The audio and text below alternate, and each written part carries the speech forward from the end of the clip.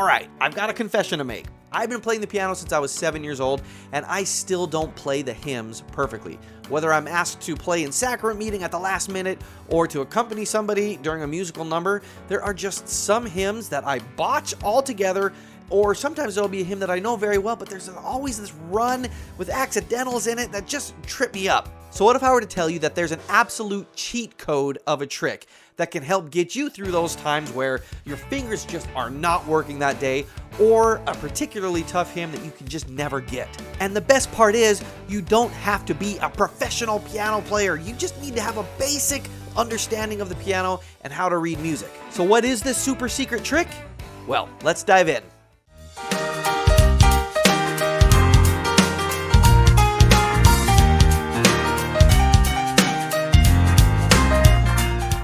All right, so to demonstrate this, I'm going to play hymn number 254, True to the Faith. Now, this hymn is basically my Achilles heel, no matter what. I have even sat down to practice it a few times, and I'm like, you know what? I'm just never going to get this. There's so many accidentals there. And again, the trick I'm going to show you is going to work also if you are playing a song that you are very familiar with, but there's just this one part that you always mess up. It's that one accidental. It's something that always trips you up here. This trick is going to help you for both. So here is what it should absolutely sound like perfectly with the bass, the tenor, alto, and soprano. Here is the opening line of True to the Faith.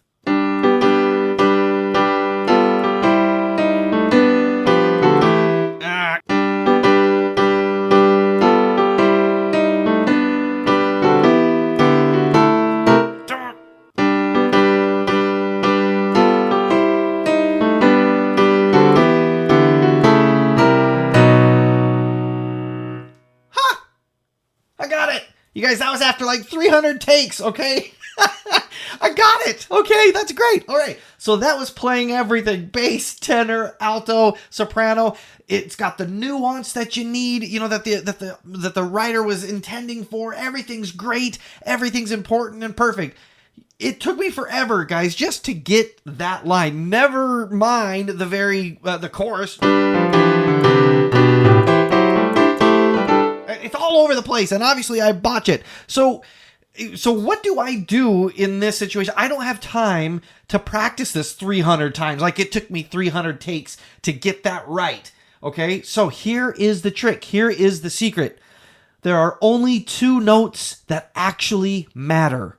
Okay, so when you're playing in sacrament meeting, everybody's looking at you. They're following you. You don't want to be that distraction, but you want to get it right. You want to get everything just perfect, and you're not going to. Okay, so when that happens, only two notes do you need to focus on. That's the bass and that's the soprano, the top note and the bottom note.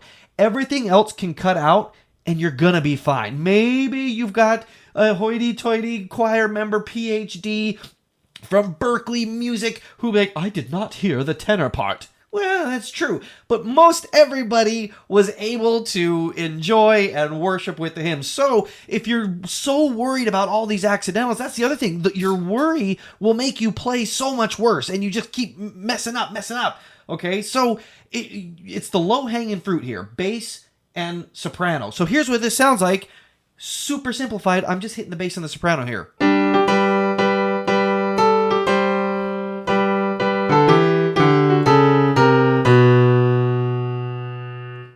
Okay, now yes, it doesn't sound as full. I agree with you, tenor player who has a PhD in Berkeley music. It doesn't sound as full, but it gets the job done. And here's the other thing that's great about this is you can adjust. You're like, you know what? I'm okay with the alto part.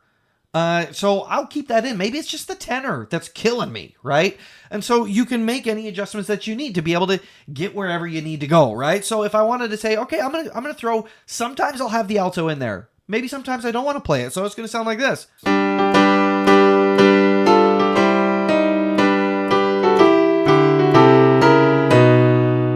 Right? And I just messed that up, even just focusing on the bass, right? So whatever, it is completely molded around your skills there. And then what you want to do is, if that works for you, you can do a couple other little tricks that can kind of put some stank on this thing. So I'm just going to play the bass, but I'm going to make it an octave, and it's going to sound way better.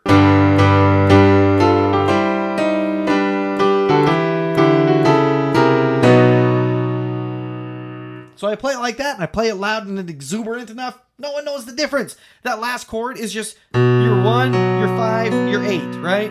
I'm missing other things, and that's okay.